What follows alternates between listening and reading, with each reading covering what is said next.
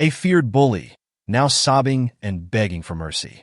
Eric's rise against depression leaves his tormentors trembling. Here's the story of how he became their worst nightmare.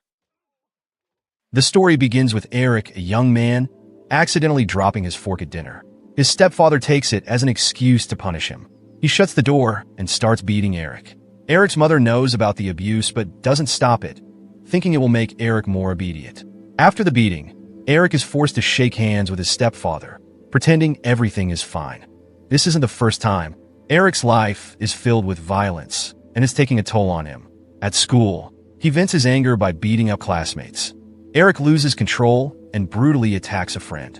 Eric's violent reputation catches up with him. After yet another fight, the principal expels him, saying there's no more tolerance for his behavior. Eric doesn't care, but his mother does. She sells family artwork to fund his education and sets up a meeting with her lawyer friend, Gunnar. Gunnar gives Eric his business card, offering help if needed. Eric doesn't know what to say. Later, his mother tells him she's already enrolled him in a strict all-boys boarding school called Stjarnsberg. She warns him it's his last chance. Determined to do better, Eric promises to behave and graduate this time. At his new school, Eric meets his roommate Pierre, a smart and friendly student. They get along quickly. That evening, at dinner, Eric meets Johan, who explains the school's harsh traditions. The school's hierarchy is based on social status. Wealthy students like Otto and Alan, who are also on the student council, bully those from ordinary backgrounds. Their family's power protects them from consequences. During dinner, Otto and Alan humiliate a student sitting near Eric, showing their dominance. Later, Pierre invites Eric to smoke with him. At first, Eric refuses, remembering his promise to his mother. But Pierre convinces him, and Eric gives in. The next morning, Otto and Alan call Eric over, demanding he take part in a new student initiation. Eric refuses, remembering his promise to his mother, hitting him so hard he needs medical attention. That night, Otto and Alan summon Eric to clean dirty shoes as another form of hazing. Eric defies them again and walks out. Otto tells his friend Dallin to leave Eric alone for now. But Eric tells Pierre what happened, and Pierre warns him not to cross Otto and Alan again. It could get much worse. But Eric, having been a bully himself, shrugs it off, saying he's not scared and won't follow their orders. That night, Eric and Pierre try to think of ways to stand up to Otto and Dallin without using violence. But it seems impossible. Most students obey to avoid getting hurt. The next day, Dallin bumps into Eric in the hallway and demands an apology. Eric refuses, arguing it was Dallin's fault. Furious, Dallin challenges Eric to a fight that night. Pierre warns Eric that Otto and Dallin never fight fair. They always bring back up. At first, Eric plans to fight, but he remembers his mother's advice to behave and graduate.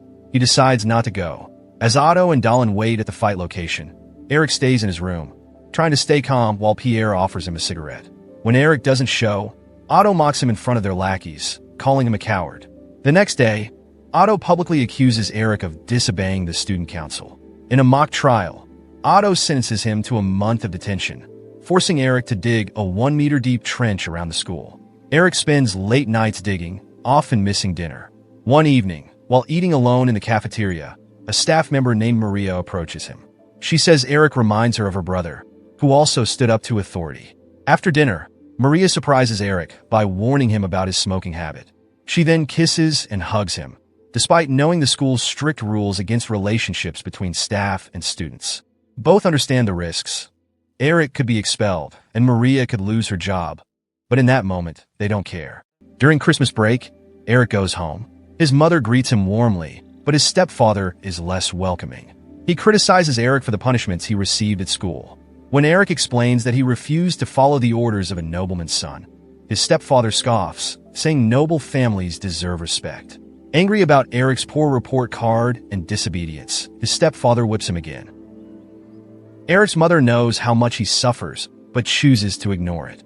After Christmas break, Eric returns to school. Otto and Alan discover Eric is back and plan another prank. This time, they pour dirty water on him while he sleeps. The prank works. Eric and Pierre wake up to the mess and clean it up, but Eric refuses to let it slide. Seeking payback, he gathers the remaining dirt, sneaks into Otto's room, and dumps it all over him while he sleeps. The next morning in the dining hall, Eric makes sure everyone hears about it. He dramatically sniffs the air, pretending to follow a smell, and stops in front of Otto. Loudly, he says, "Asterisk, what's that smell?" "Oh, it's you, Otto." Asterisk, furious. Otto punches Eric in the face and continues beating him. But Eric doesn't fight back, remembering his promise to his mother. The principal and teachers ignore the scene, eating their breakfast as if nothing is happening. Maria steps in, forcing Otto to stop. Frustrated that Eric won't retaliate, Otto and Alain shift their focus to Pierre, Eric's only friend. At lunch, Otto calls Pierre over, but Pierre refuses, saying he's done nothing wrong. Otto isn't deterred. After class, he challenges Pierre to a fight, threatening punishment if he doesn't show up. Otto and Alain are clearly targeting Pierre to provoke Eric. But Eric has no intention of letting his friend face this alone. That evening, Pierre reluctantly goes to the fight location, where Otto, Alain, and their gang are waiting. Pierre tries to defend himself, but he's no match for Otto's strength. With one effortless punch, Otto knocks Pierre to the ground. Eric is nowhere to be seen. Eric finds Pierre lying crumpled on the ground, humiliated by Otto and his gang.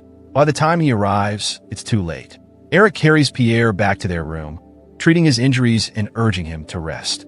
That night, Eric meets Maria, and they share an intimate moment.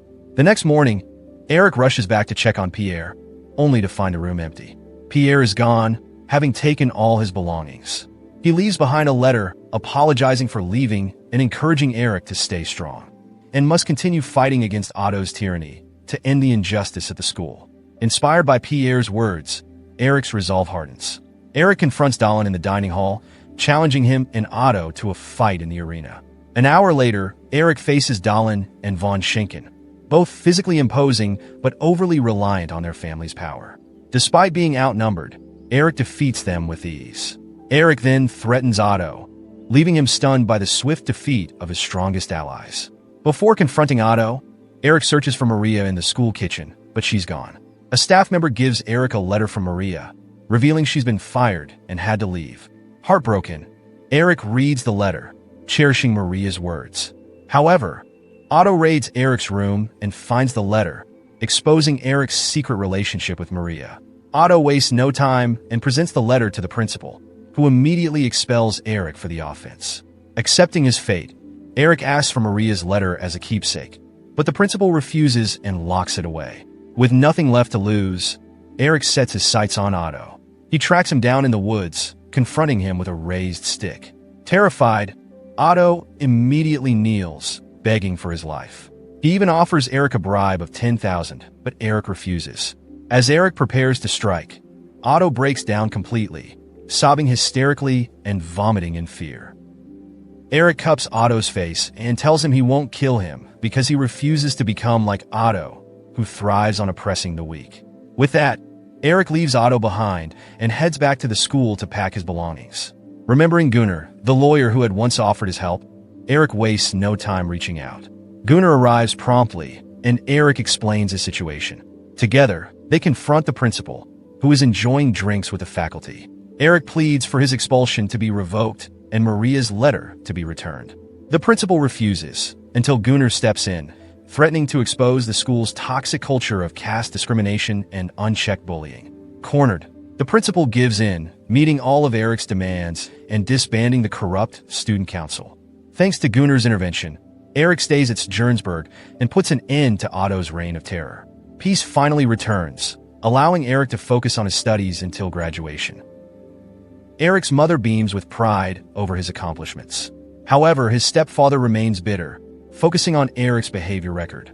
When his stepfather attempts to whip him again, Eric stands his ground, declaring an end to the violence in their home. He fights back and forces his stepfather out of the house. Later, Eric reunites with Pierre, who is preparing to study in Geneva. The two friends share a heartfelt goodbye, promising to meet again someday. What did you think of Eric's journey? Did you enjoy watching him stand up to the bullies and overcome the odds? Let us know your thoughts in the comments below. If you love this recap and want to see more, don't forget to like, subscribe, and hit the bell icon to stay updated on our latest videos. Thank you for watching, and see you next time.